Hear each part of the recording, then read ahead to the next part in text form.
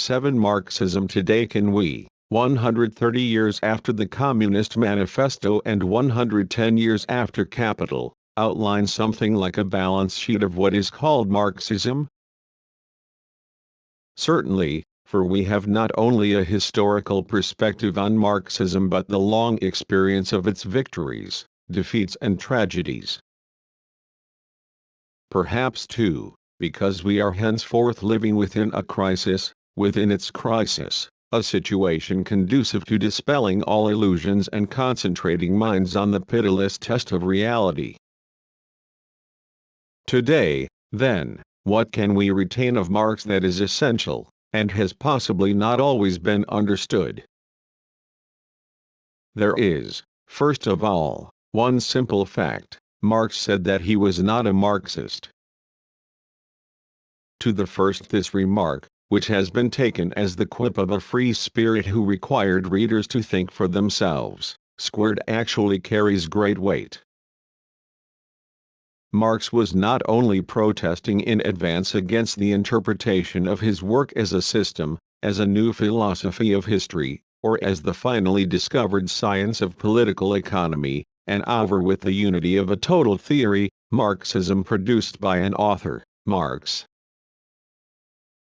Marx was not only rejecting this pretension in declaring Capital not science but critique of political economy,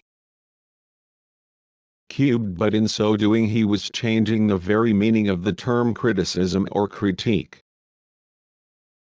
Upon this notion, charged with delivering the true from the false, or denouncing the false in the name of the true, by the rationalist tradition, Marx was imposing an entirely different mission, founded on the class struggle. Such a critique represents one class, the proletariat. And with these words, he rejected the idea that he might, in the traditional sense, be the intellectual author of such a critique. These reflections return us to another fact: it was within the working class movement, by participating in its practice, its hopes, and its struggles, that the thought of Marx and Engels changed fundamentally, became critical and revolutionary. This is not just a simple point in the history of ideas.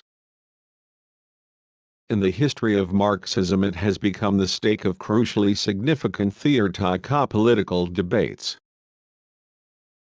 When, in the full bloom of German social democracy, Kautsky affirmed that Marxist theory had been produced by the bourgeois intelligentsia, the sole guardians of science, and introduced into the proletarian class struggle from without.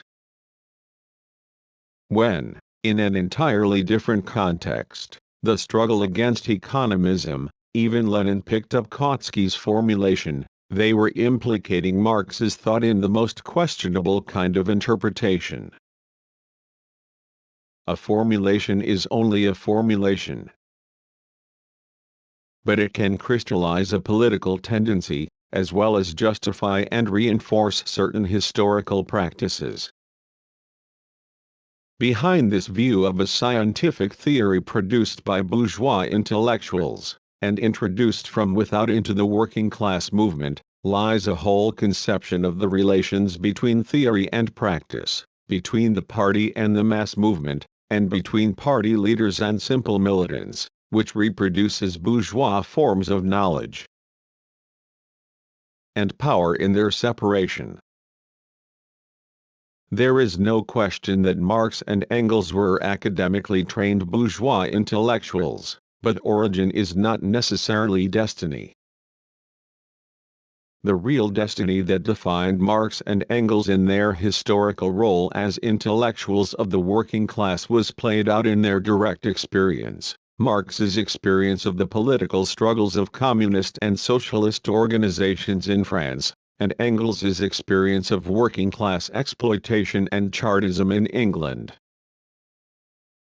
The stages of their progressive commitment can be tracked in the contradictions of their early works.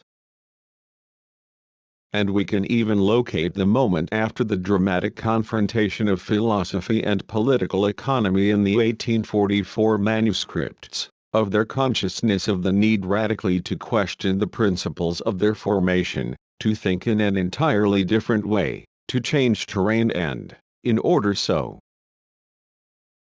to do, to settle accounts with their former philosophical conscience? This moment begins to take shape in the striking, enigmatic sentences on the theses on Feuerbach, only the first stage in an endless research that continued, after the political struggles of 1848-49, in the class struggles in France, the 18th Brumaire, a contribution to the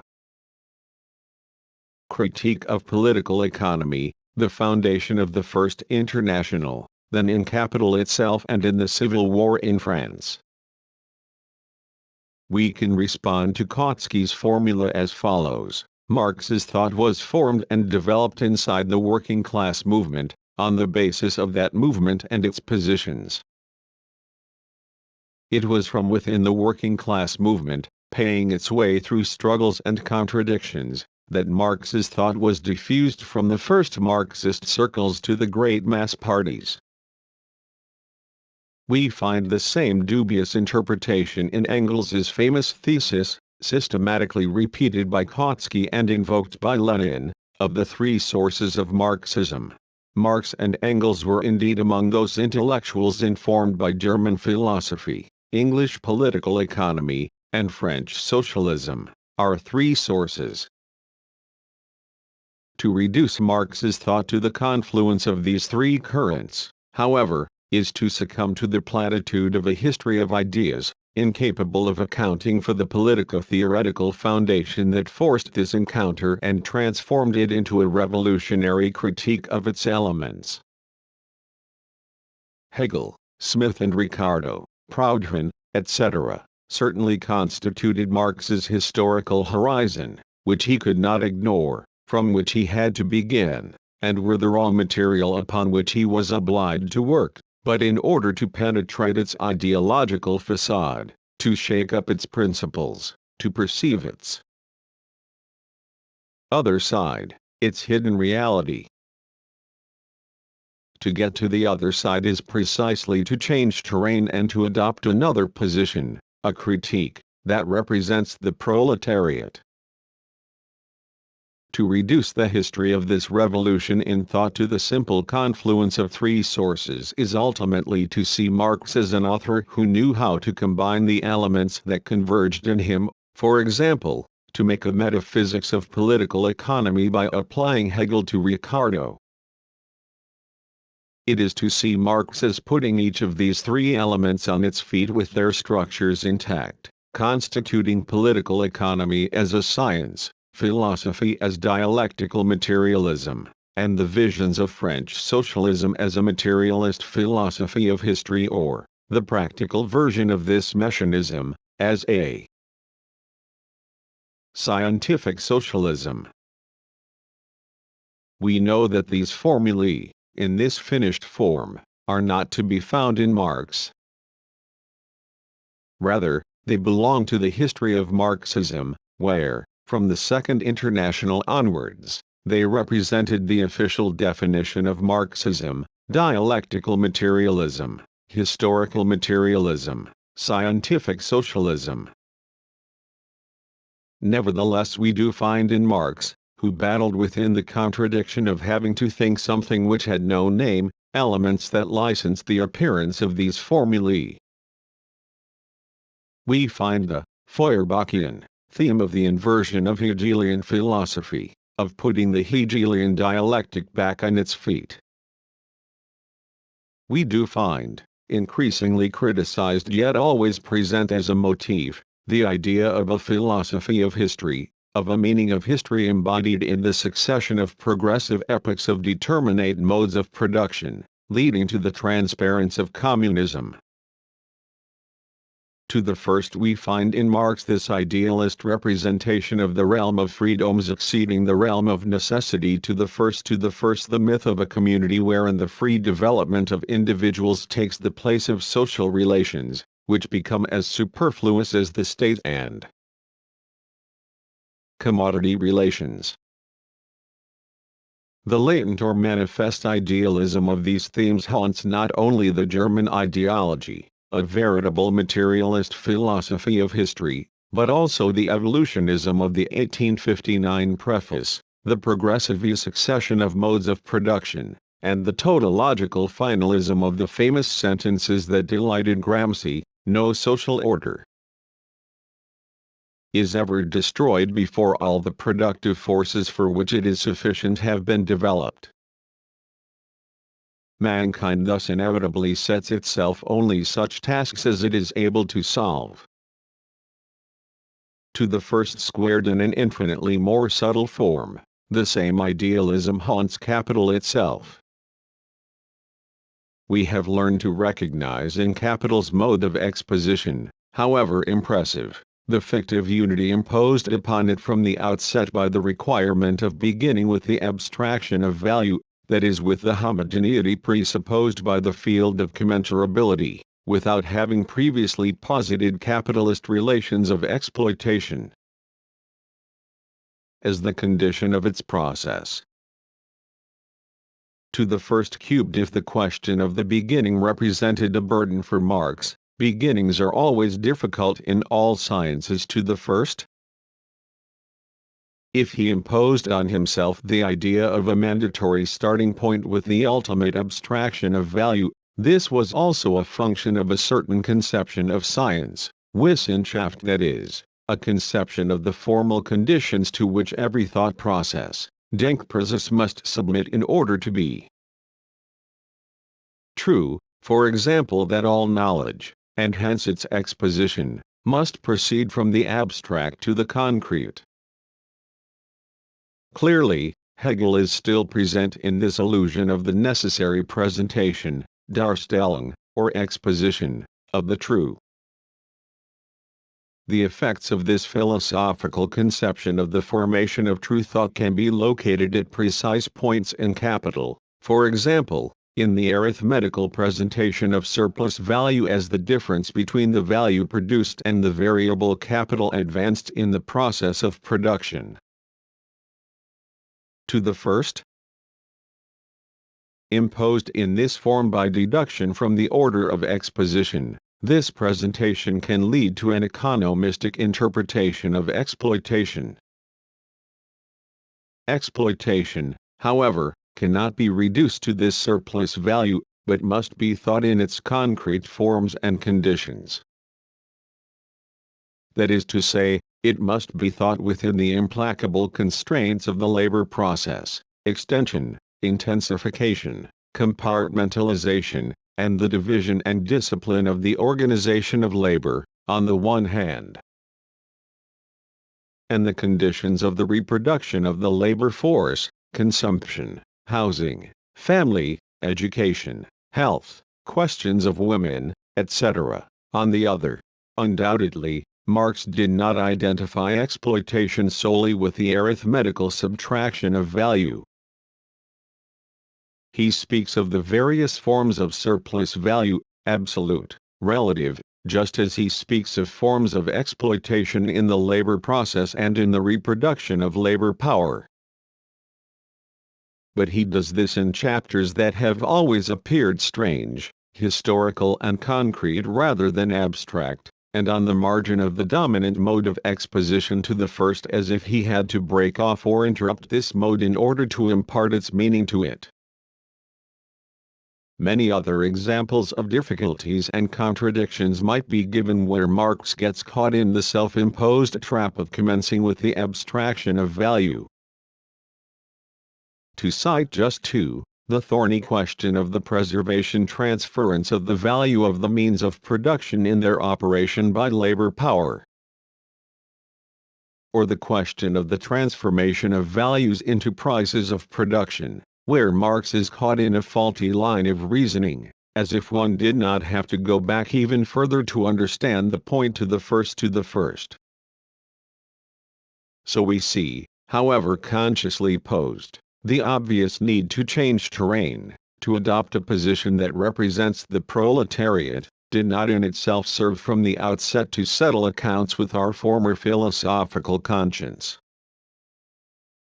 The materialism advocated by Marx also applies to him. Consciousness is not practice. Consciousness is not even thought in its real forms.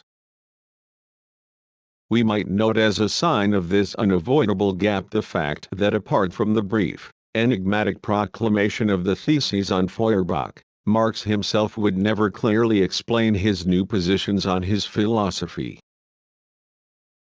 He had promised Engels a dozen pages on the dialectic. He never wrote them. And he omitted the 1857 introduction, the most elaborated statement of his position, saying, "It seems to me confusing to anticipate results which still have to be substantiated." To the first, everything happened in his work and in his struggle, an interminable struggle to ensure the new positions against the return of the old, a battle that was always in doubt, even when it seemed won. A struggle to find words that do not yet exist in order to think what was concealed by some omnipotent words. The struggle is also fought over words. Witness the most profound hesitations in Capital, where alienation continues to haunt the text in the theory of fetishism, the opposition between dead and living labor, the domination of the conditions of production over the worker, and the figure of communism. Alienation, an old word, an old, all-purpose, idealist concept, manifestly there to think something else, something which is unthought, and has remained so. Here is another example of how history, in good materialist fashion, surprised and overtook Marx. Marx is distinguished from all idealist political philosophy in that he never entertained any illusions about the omnipotence of ideas, his own included. It was Lenin who, in the heat of polemic, unwisely wrote that the Marxist doctrine is omnipotent because it is true. To the first from the manifesto onwards, Marx's position is clear and was never to change. It is the general movement of the class struggle of the proletariat against the capitalists that will open the path to communism as a real movement. Squared, the influence of ideas is only the secondary expression of a balance of class forces. The extraordinary thing is that Marx takes account of this materialist thesis in the position of his own ideas. This is clear in the manifesto as well as the 1859 preface, where the exposition takes the form of a typography. Thus Marx expounds his own ideas twice, in two very different forms.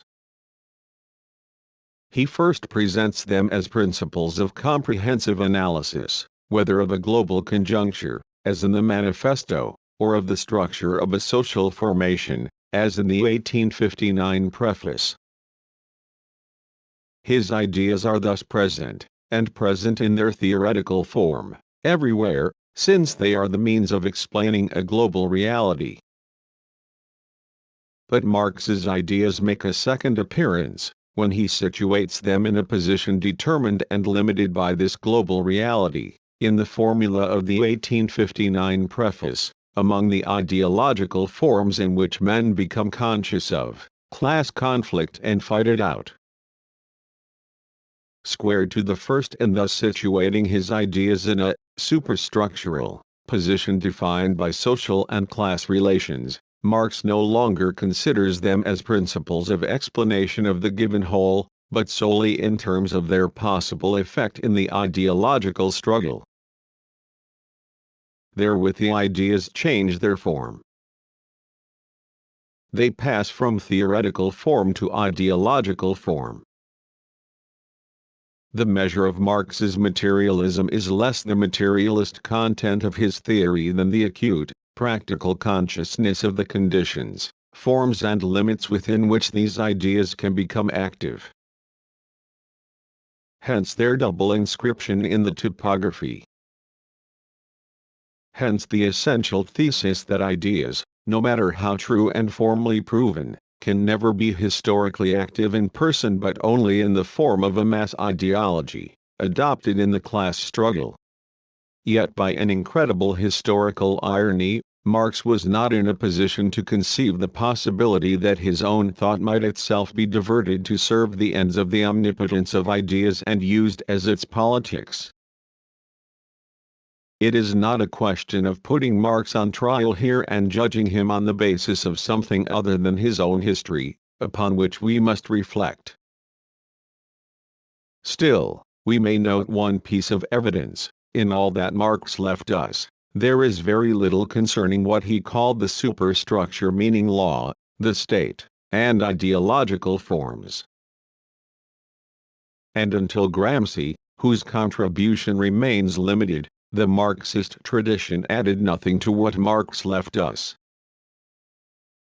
Moreover, it is a surprising paradox that from a theoretical point of view Marxism is still at the stage of Marx, or rather somewhere short of him.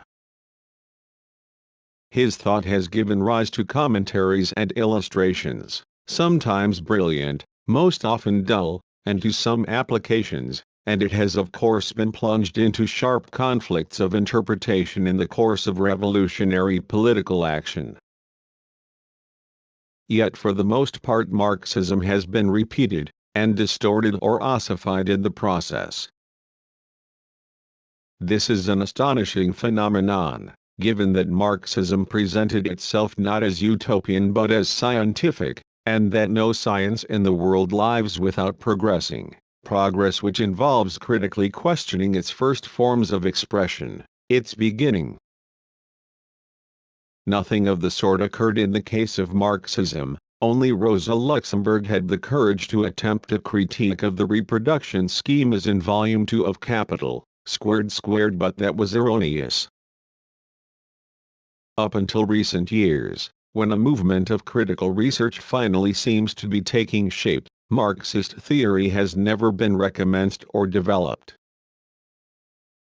Now, this paradox refers us not only to the incontestable effects of the class struggle and the domination of bourgeois ideology, which have kept Marxism on the defensive, theoretically. It also refers us to the lacunae in Marx, which we must be careful not to judge in the name of the idea of a theory in itself, something that should be complete, without gaps or contradictions. The materialism of the double position of ideas in the typography, and of the subordination of ideas to the class struggle, does not actually suffice to think the effectivity of ideas in the class struggle.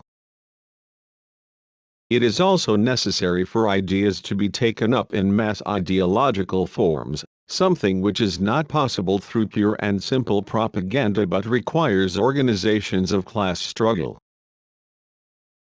Workers of the world unite. Effectively means organize.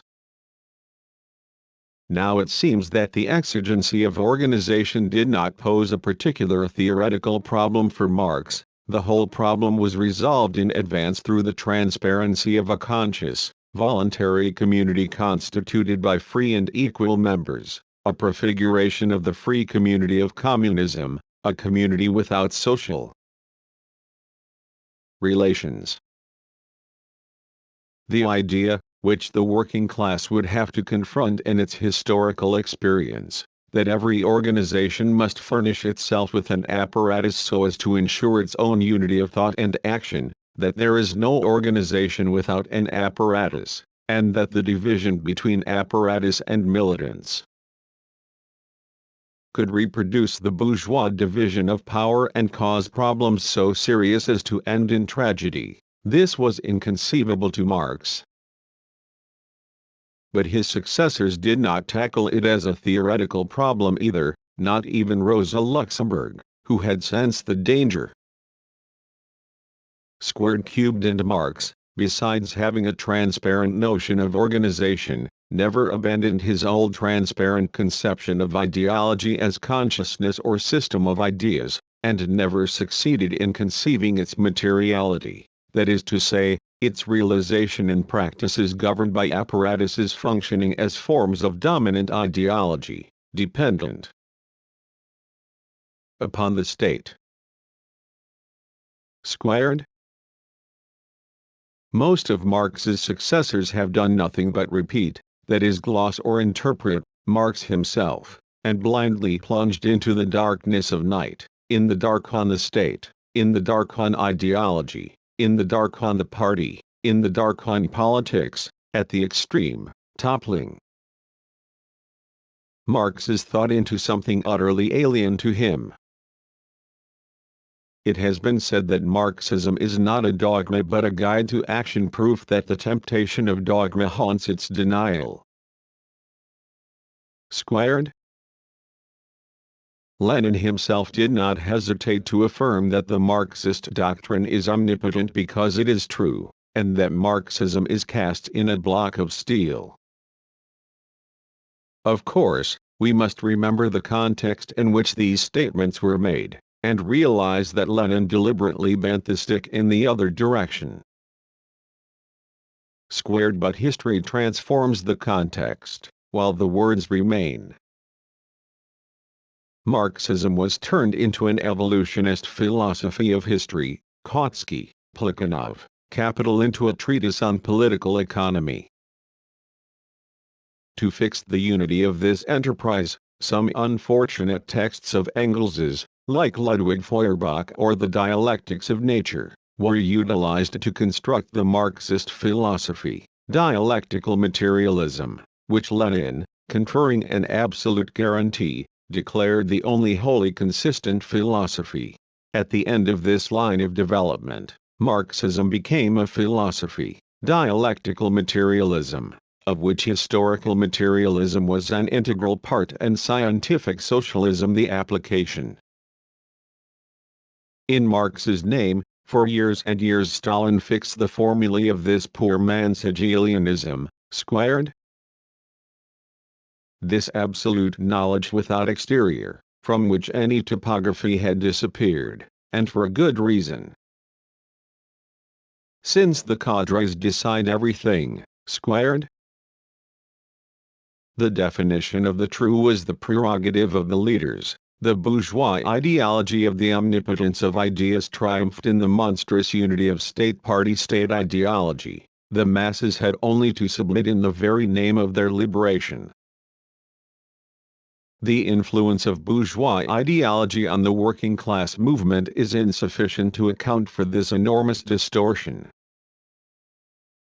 The reproduction of its forms within the workers' movement must also be explained.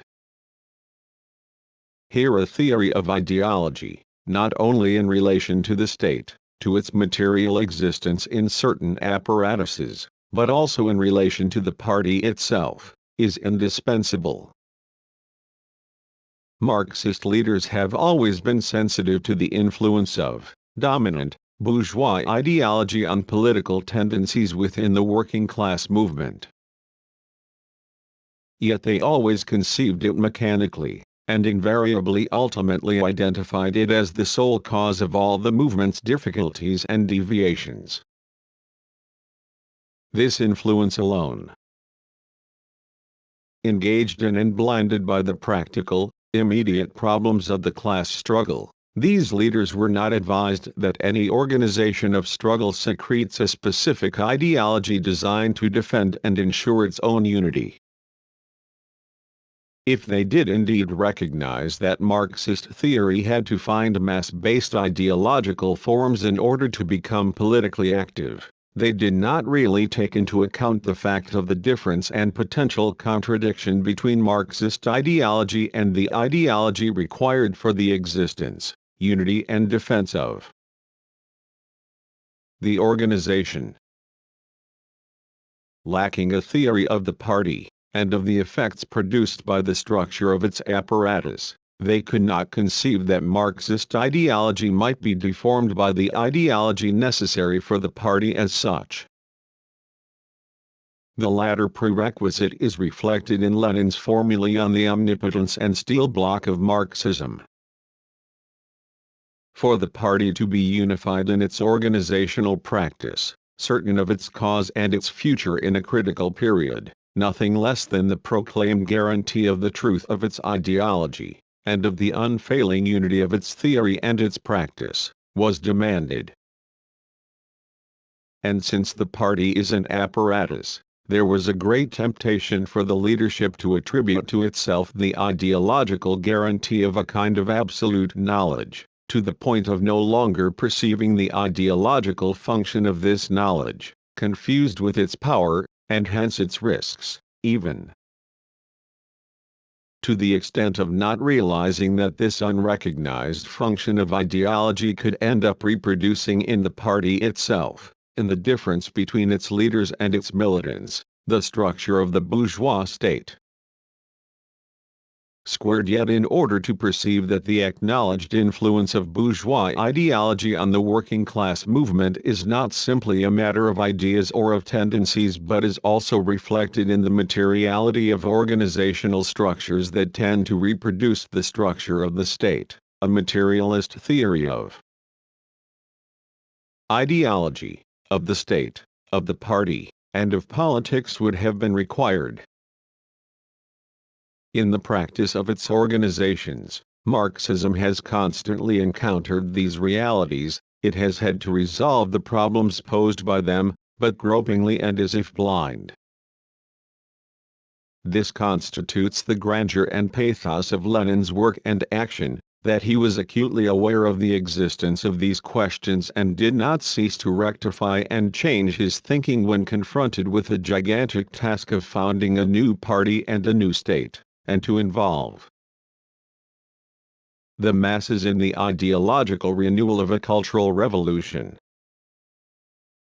Lenin's prodigious experience in the practice of revolution as a long and contradictory process is indeed a corrective to the mythic notion of it as a total and immediate mutation, but does not lead to a theory of state, ideology and party. This constitutes the grandeur and pathos of Gramsci, to have sensed the importance and political weight of these questions, but without being able to extricate himself from a historical research still caught up in a philosophy of history.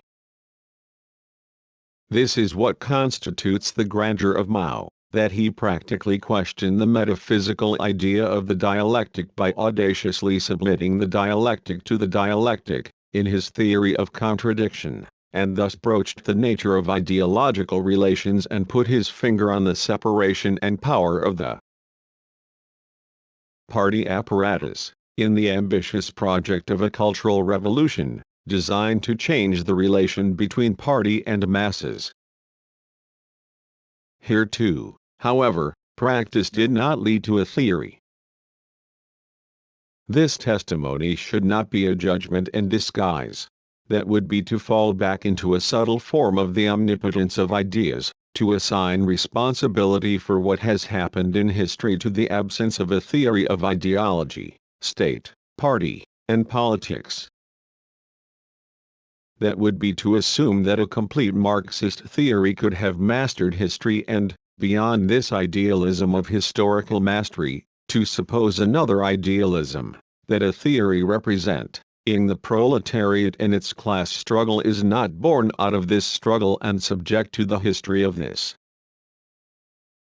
struggle, under the power of the state and the dominant ideology, is not dependent on the structure of its organizations, and of the ideological conditions of their constitution and their struggle. In its discoveries, as in its lacunae and contradictions, Marxist theory is subject to this struggle, just as it is implicated in the deformations and tragedies of its history. Marxism will not rid itself of the tragedies of its history by condemning or deploring them.